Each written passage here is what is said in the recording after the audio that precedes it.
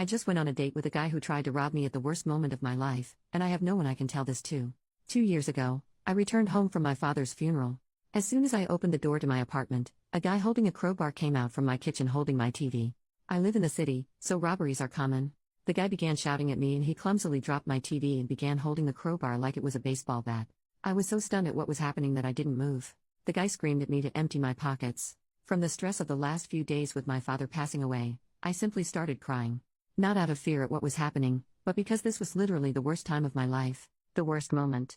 The worst minute and second. While crying hysterically, I gave the guy my wallet. I just sat on my floor and hugged my knees and told him through my tears to take whatever you want. He hesitated, looked down at me. He dropped my wallet and sat down beside me.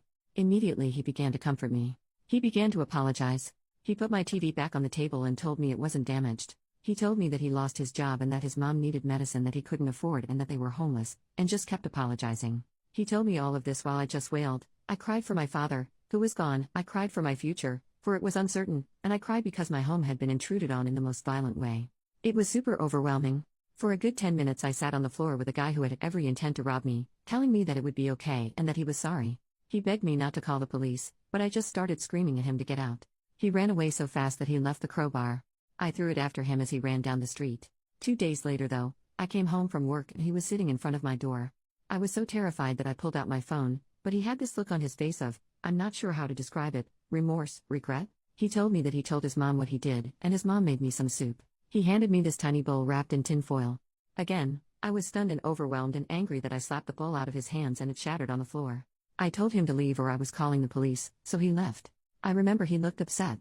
I left the soup and shattered bowl outside my door, almost as a warning for him to not come back. Well, fast forward to about 3 months after that, I got a note in my mail slot from the guy. He told me his mother had passed away and that he was no longer homeless and that he had a job. He wanted to repay me for breaking into my apartment. He wrote down his address and told me that I was welcome to break into his place if I wanted, but he didn't have much stuff. This all overwhelmed me. I threw away the letter, but I remembered his address. I remember walking by there one day, out of curiosity. It was a ratty apartment building across the city. He was walking up to his room and he saw me. He waved. I turned away and left. He ran after me, apologized again. Told me that he never meant to do what he did. He showed me the program from his mother's funeral that he kept in his wallet. He wasn't lying, she was real. He was real. He was a real person. I don't know what it was, but I believed him. We slowly began to grow together as people. I can't even describe it. After a year of maintaining communication and learning about who he was, he enrolled in a local community college and began taking courses to earn credits before applying to university. I helped him study for his history class a lot. He's great at math and science though. I never invited him over to my apartment, however. No matter how much I got to know him, I was still afraid of him, and he knew that. He knew that I couldn't trust him. But tonight we went out for coffee because he said he had an exam in his World Civ class. When I got there he said he forgot his book. We just talked for a bit, we laughed, and then he told me he wanted to cook for me. On a whim I decided to invite him to my apartment. After picking up some things from the grocery store, he came over. I was so nervous that I was shaking. He noticed, he squeezed my hand, and then he made dinner. It was amazing. We talked, we laughed, we sat on the floor and watched a movie on the TV he tried to steal. We even made jokes about it. And then he told me that he missed his mom, so I just gave him a hug, and shortly after, he left. I don't know what I feel, but I do know that I can't give up on people anymore. Some people just have the crap end of life. Maybe things have a way of working themselves out. And I miss my dad too. Edit, I am beside myself to log on this morning and see this at the top of this page. I have been a Redditor for a few years, but never thought this would happen. Also, to those of you who are messaging and commenting to confirm the validity of this, I guess it never occurred to me when I wrote this that it sounded so ridiculous. It really does. I don't blame you for saying it's false, but it's real. He's real. I'm real. It all happened and is happening currently. Thank you all who have messaged me and commented. And thank you to the 2 people that gave me gold. This is just insane to me. I'm so grateful. Edit number 2. Sorry for neglecting this. Today has been insane with work and hosting a friend's bridal shower. I want to clarify a few things about this, because I am getting a lot of messages about a lot of different things. 1. People are saying that I am being too trusting of him after what happened. You're right, I suppose.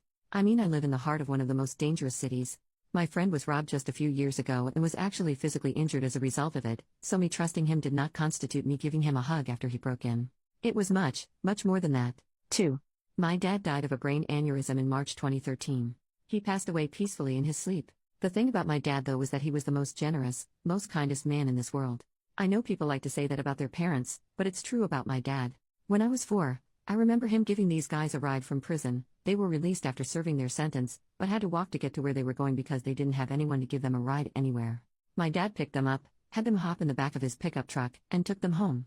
He put his life, and basically mine, at the hands of these people who could have hurt us. They didn't, thank God. My dad taught me to be selfless and understanding of the world, and of people, and I loved him for that. But when I lost him, it shattered me, it turned me into an entirely different person. After my dad died, I became severely depressed and angry. I was angry at everything. I had to take a leave from my job. I teach second grade. All day, I would lay in bed and think about how much I hated God, or whatever higher power, for taking my dad away. Nothing seemed worth it. After the guy, my friend, broke into my apartment, I hated him for a while. I hated my dad for making me so trusting, because I didn't call the cops on the guy. I hated my dad for dying. I hated him for being so incredibly compassionate and better than me. I hated myself for being vulnerable. I just hated everything. 3. The guy who tried to rob me as a person. And of course, I constantly ask myself when I'm with him, what happens if he tries to hurt me? Or rob me again? But the thing about him is that he knows I'm thinking this, and he constantly tries to reassure me. We have grown together as people, as I said. There's a whole 2 years that I didn't post in this recounting because it would be like a novel-length post. Do I like him? I don't think so. I don't think he likes me. I think we both understand, respect, and honor the other for our mutual struggles. We're proud of each other, and we're both guilty of things. Me for shutting out my friends, family and students and becoming an awful person after I lost my dad, and him for going to incredible lengths to try and save his mother from experiencing incredible agony in her final moments. 4. I intend to show him this post. I want him to know. He doesn't have a computer or internet, but I think he'll find this humorous. His story is not mine to tell. How his mother died is not my story to tell. What exactly drove him to pry open my front door with a crowbar is not for me to tell. What happened to his family is not for me to tell. But what is for me to tell is that he is a human. He is flawed. God, he's so flawed. But after knowing him, and learning about his life, about his childhood and the tiny little child who used to be so passionate about school and learning as he was, as he told me, I know that he has his story. I have my story too, and you have yours. And although I think it is irrelevant, the thought of even dating after the last few years hasn't crossed my mind. Was I involved in relationships prior to my dad's passing? Yes. One was long-term and had a foreseeable end with an engagement, but things happen. Life happens. I'm meeting with him tomorrow at his work while he's on break to give him some old study materials that I have from a literature class I took in college. It's also normal, and I'm not afraid. My dad was never afraid, so I shouldn't have to be. I choose not to be. Update, hey. So I posted a couple of days ago about how I went on a date with this guy who tried to rob me. This is just a quick follow-up, nothing major. Last night, I showed him the post and some of the comments from you guys. He was a little apprehensive about this place, and the fact that I had shared this with the entire world, but the comments really made him so happy. He wanted me to thank you all, and I tried to get him to make a post of his own, but he thinks it's too weird. Plus, he considers himself a bad speller. I just wanted to update everyone with this little unimportant tidbit. My dad's birthday is in a few weeks. I always have to prepare myself for it year-round, really. But this year is different because I know I have people to support me. Especially a really close, new friend, who came. Well, I'd like to say out of nowhere, but he really just came out of my kitchen holding a crowbar. One more thing, when I showed him the post, he looked up at me and went, "Wait. It was a date?" And I got so embarrassed. Then he laughed and told me that he was relieved, because he thought it was a date. We haven't talked about anything else along the lines of dating in the future. I just wanted to extend my gratitude, my thanks, and my love, as well as his, to you all. Thank you, thank you. Update, 6 months later, so. About the guy that tried to rob me and who I dated. I've been trying to write this for the past 3 months, but I always kept getting busy. I truly don't know what to say because so much has happened in the 6 months since I wrote all this down for the first time. I want to say this for me, to get this off my chest. I cared about him. I cared for him. I did, I can't deny that.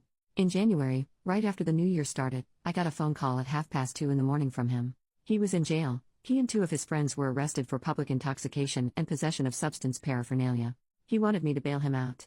I'm a teacher living on a teacher's salary. I said no, I couldn't, and this is when things fell apart. Before then he and I had been incredibly close. We spent Christmas together. I didn't have enough money for a plane ticket home, so I stayed in the city. He came over, we cooked and watched movies. Before Christmas, we spent Thanksgiving together. I helped him study. I helped him get his finances in order. He had no idea how to do taxes and how to do all of the adult stuff, as he said. But I noticed I started doing things I didn't normally do. He would come over in the middle of the night visibly panicked and ask if he could stay with me. I let him, no questions asked. I stopped asking questions because I wanted to believe that he was good and everything was fine. He started asking me that if others asked about him if I would lie and say I didn't know him. This scared me, but I assumed it was about work stuff. I wanted it to be his work stuff. He was released from jail about a week later. He didn't talk to me. I called his apartment. Nothing. I came home from work one day and a woman was waiting outside my door. She looked disheveled. She was wearing a tank top and flip-flops in mid-January in the Northeast. So it was very cold. When I tried to key into my apartment, she started verbally attacking me. She told me to stay away from him. Like she owned him. She told me that she knew what I did to him and that I would get what's coming. She left. I was scared out of my mind, but before calling the police, I decided to call his apartment one last time. He answered and I told him about the woman. He apologized and said that he was seeing her. He didn't intend for her to come over and interfere, but that led me to another question. How did she know where I live? And how many others had he told where I lived? He hesitated before answering. I remember that. He just said he was sorry.